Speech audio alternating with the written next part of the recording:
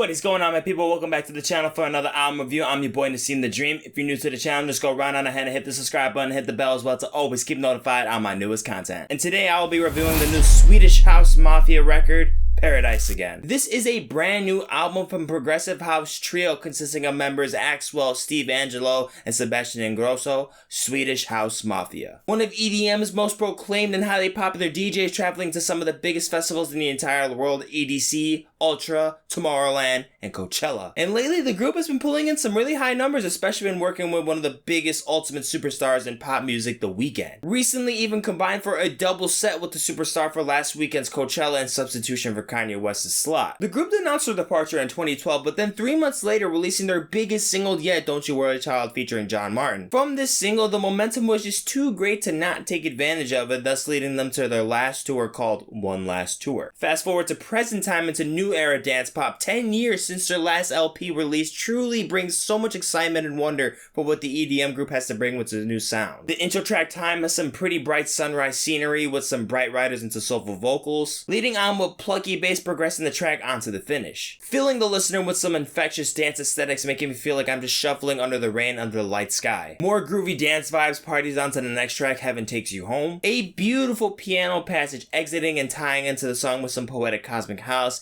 with some jarring beauty into the glimpse of space and time. Then moving on to the song Moth Into the Flame with heavy pop superstar The Weeknd, exciting the crowd with some brilliant melodics perfectly cared for with the right amount of effect. The group does a pretty good job of being strategic with the types of instrumentals that they use when they create to expand more of a reach to the max amount of listeners possible. Like when they include some trap influences with the next song Frankenstein featuring A$AP Rocky. While I do think this is a great thing going for them to include this track, I'm not really so sure if I'd really come back to the song in particular. Then onto the song Don't Go Mad, just to me hits the break a little bit too hard into the midpoint, giving a little bit too much empty space with nothing left to fill. But I will say the build and transitions really do make up for that flaw, and also this really has a really cool future bass chorus to rope it off. Noticing some more variants, we see some chugging rock riffs cuts into the mix for the song Paradise Again. Easily one of my favorite cuts onto this entire list comes from the song Lifetime featuring Ty Dolla and 070 Sey, sounding like this futuristic dance pop beat with some hyper pop choruses and soothing R&B verses. But from here on, my position with the record holds a bit shaky with some of the next tracks left. Home being one of the first noticeable tracks on here for me, really just don't really like the taste and arrangements onto the song. Not really catching on with why the offset is functioning in this way, where it really just feels so sloppy with this chill electro pop aesthetic that doesn't even really feel like it's gonna progress into anything bigger. On the song, it gets better, it has some interesting effect choices for sure, but it's just greeted with a terrible diversion in the intro and then ends up leading to a very unattractive drop. Feeling like there's just more and more thoughtless production going into the songwriting onto the more of these tracks, with only one more feature left into the song Redlight featuring Sting, which to me just sounds like a typical plain rave song lacking character. You really notice how so many differences go into how the record started to how the record's about to end. The transition felt so smooth and connective early on into the record, progressing more and more into this.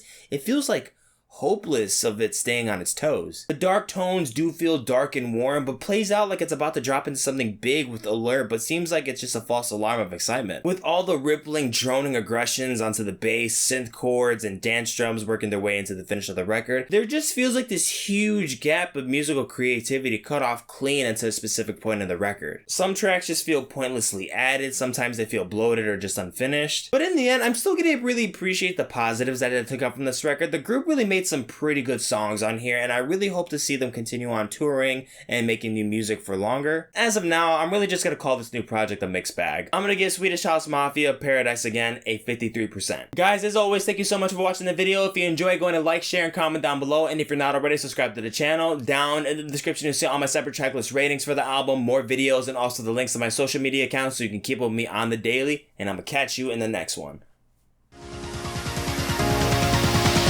Dose.